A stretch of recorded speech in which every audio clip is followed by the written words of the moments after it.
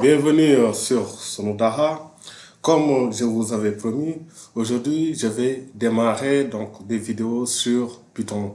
Python est un langage de programmation comme le Java, le PHP, etc.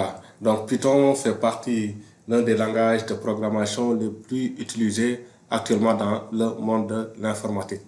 Et pour débuter, je vais vous montrer d'abord donc l'environnement de développement de Python. Donc, qu'est-ce qu'il faut déjà pour commencer avec Python?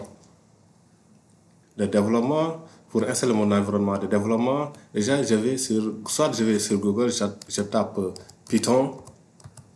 Quand je tape Python, donc je vais avoir le lien donc, du site de python.org. Donc, je vais cliquer ici et j'arrive sur le site, sur ce site, python.org, et je viens sur le download. Quand je vais sur le download, j'ai la dernière version de Python. Moi, actuellement, donc, au moment où je fais la vidéo, je suis sur le Python 3.11.3. Je fais download pour télécharger les sources d'installation de Python.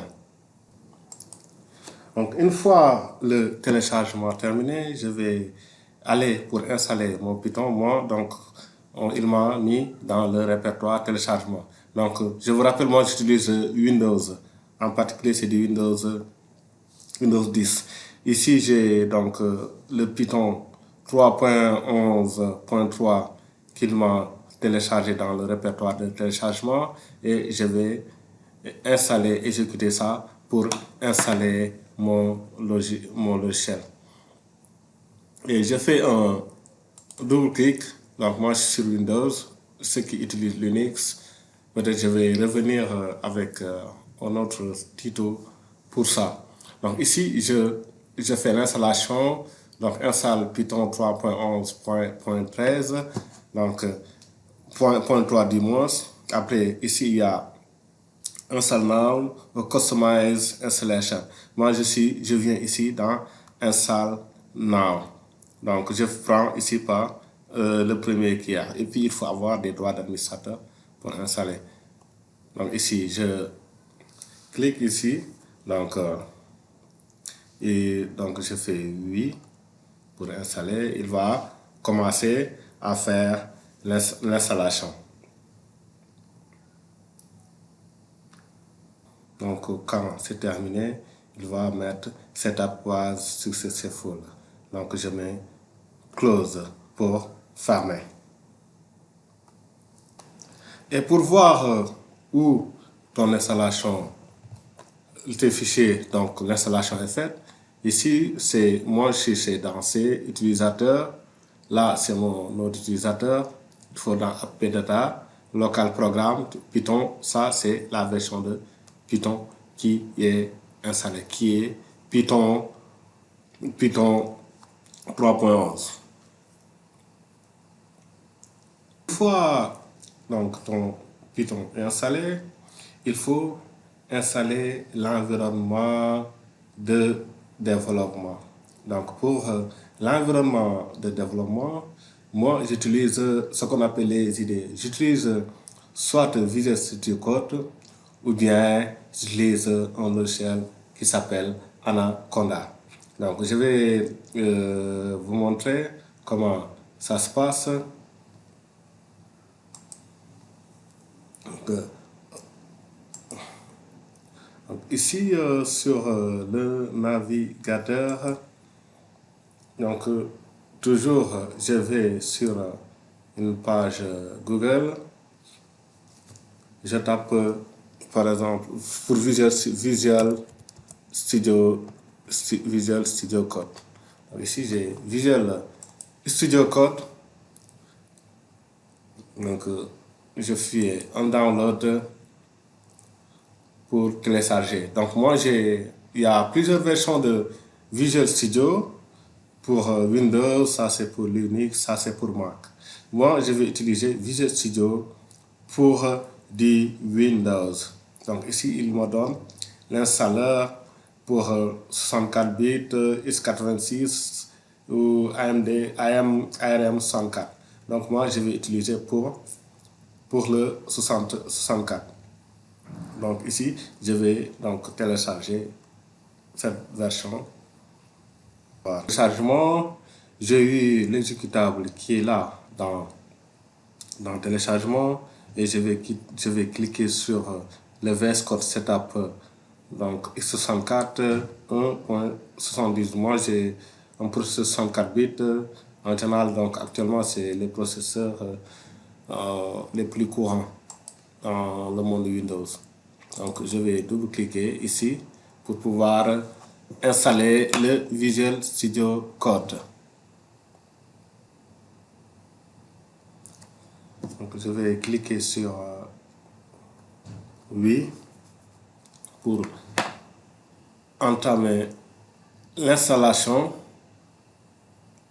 Et si j'accepte la licence, je comprends juste les termes contrat licence, je laisse le répertoire d'installation par défaut qui est C Program File, Microsoft VS Code. Je mets suivant, je laisse ça par défaut. Donc ici, j'ajoute disponible, donc je laisse ça. Donc ainsi en tant qu'éditeur de type de fichier pris en charge, donc je laisse, après si je veux créer l'icône sur le bureau, donc je crée un. Ici je mets suivant et je mets, ici je viens, donc soit j'exécute automatiquement, je mets terminé, donc pour voir ce que ça donne comme interface. Et ça va se lancer. Donc j'aurai le Visual Code qui est comme ça. Après, il y a d'autres configurations à faire, mais pour le moment, donc je vais continuer donc, pour terminer donc, les autres installations à faire parce que je vais vous montrer un autre logiciel à installer pour faire du Python. Le logiciel, ça s'appelle Anaconda. Après, je vais revenir sur Visual Studio Code pour, donc, parce qu'il y a des plugins qu'il faut ajouter pour pouvoir exécuter du Python. Et l'autre outil très puissant pour faire du Python, ça s'appelle Anaconda.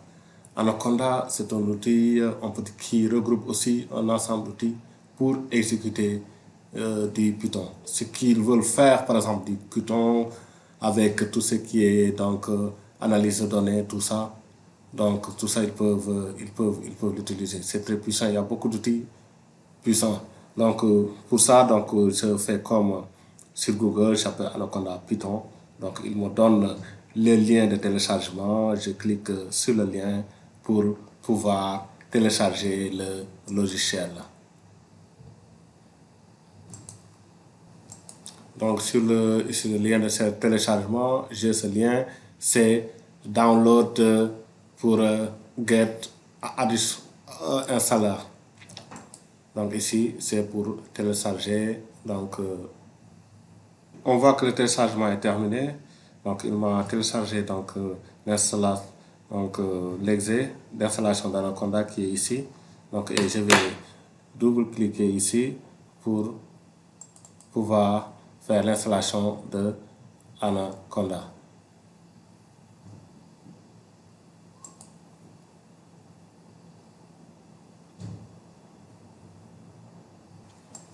Ici, j'aurai cette interface et je vais cliquer sur Next pour installer et j'accepte donc la licence agrément, j'accepte. Je vais soit just for me ou all user require admin privilege. Donc je vais all user. Je pourrais l'installer sur mon ordinateur pour moi-même seul quoi. Ouais. Donc tout dépend. Donc je vais faire ça et puis ça va m'installer. Pour l'UAC. Ici je fais Next. Donc ici Create Start Menu Shortcut Supported package only ou Resist Anaconda, je laisse par défaut pour me créer un shortcut. Ça, c'est pour la barre de Resist. Donc, installer. Donc, et l'installation de Anaconda, des fois, ça prend beaucoup de temps. Donc, il faut avoir de la patience pour pouvoir finir l'installation. Ici, donc, on va arriver dans cette interface. Il faut cliquer sur Next, et puis Next, et puis donc, soit donc, laisser donc, Welcome to Anaconda, laisser cocher. Donc, je laisse cocher, je mets Finish. Donc, pour terminer l'installation. On a installé Anaconda, on a installé Visual Studio Code. Donc, je vais vous montrer comment ça fonctionne. Pour Visual Studio Code, il faut le lancer donc, soit depuis le menu Démarrer.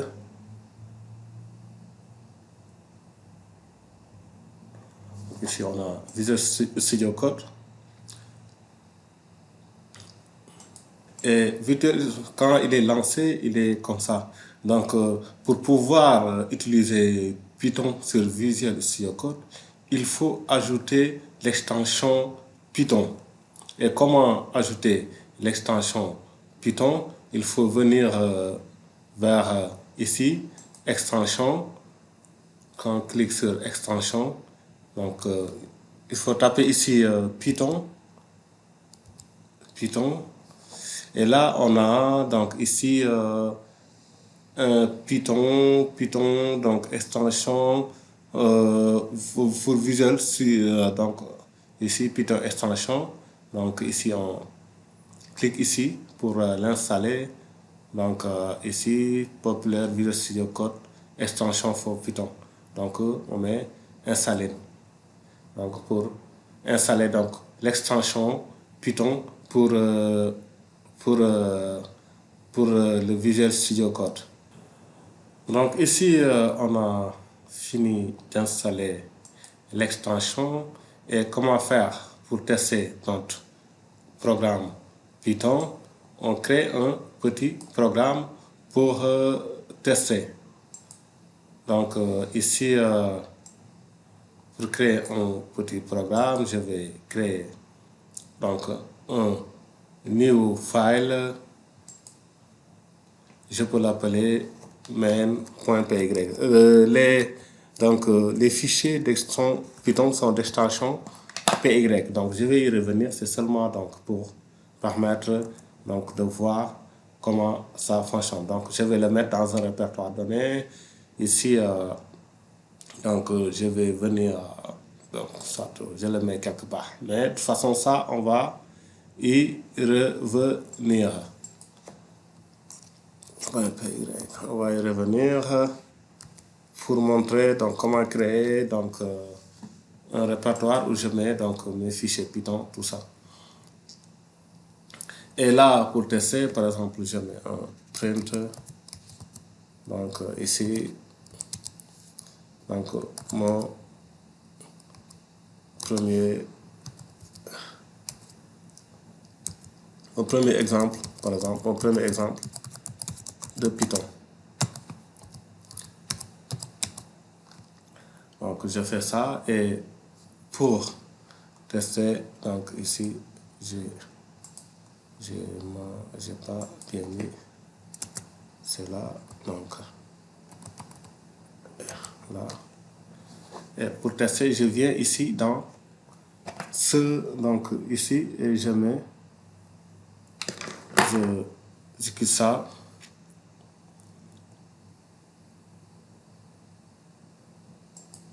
Parce que j'ai cliqué 2 fois. Donc, ce que j'ai écrit, mon programme, j'ai fait un affichage de mon premier exemple de Python. Donc, là, parce que j'ai cliqué 2 fois, ce qui fait qu'il me l'a affiché ici et là. Donc, si je reviens, je clique ici parce que c'était collé. Donc, ici, on a mon premier exemple de Python. Donc, ça, c'est... Donc, on a Visual Studio Code. Donc, on a créé un programme Python, on l'a exécuté, on a vu la sortie qui est ici.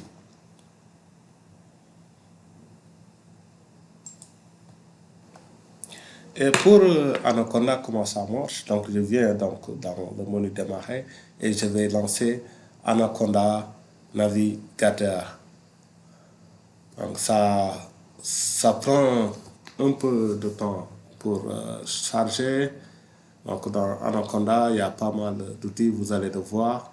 Donc, il y a des scripts, un script qui va se lancer. Donc, vous allez voir, donc ça prend un peu de temps pour se lancer. Donc, il y a encore de lancement. Donc, on voit donc, le terminal.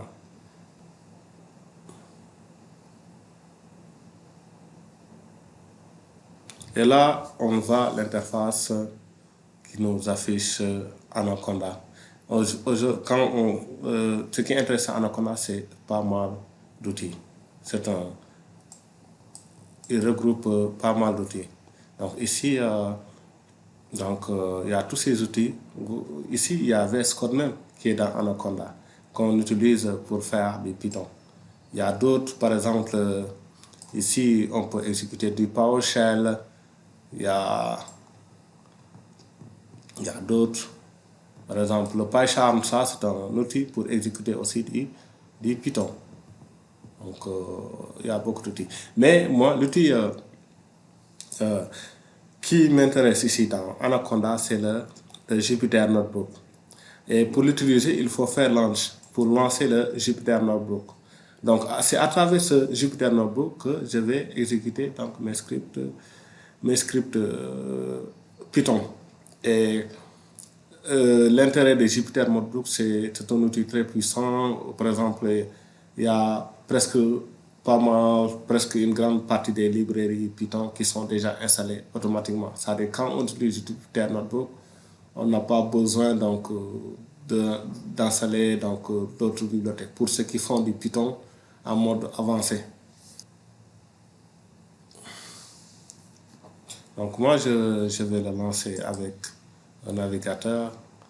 Donc, je dis que j'utilise le Edge, par exemple, parce qu'il se lance via un navigateur.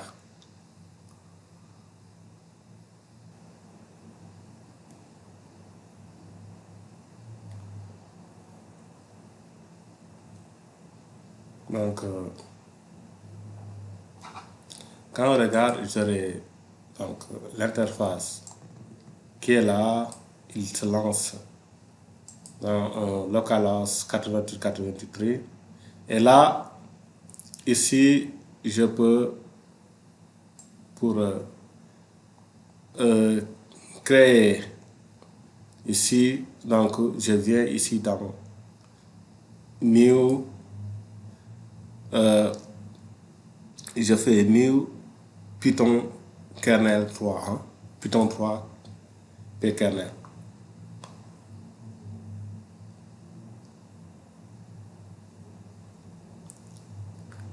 Et là, ça va m'ouvrir l'interface de cette façon. Et par exemple, si je fais donc print mon premier programme Python et je dis pour l'exécuter, je viens ici dans Run pour pouvoir run. Aujourd'hui, il m'a mon premier programme Python. Donc je vais ici, j'ai pas mis d'espace, ça arrive. Donc ici, je peux réexécuter le programme, je vais run. Donc il m'a réexécuté le programme. Après, il m'affiche une autre fenêtre. Donc pour pouvoir mettre du code Python. Donc on va y revenir. Au fur et à mesure du programme, je vais avoir du code que je vais exécuter dans Visual Studio Code et aussi dans Jupyter Notebook.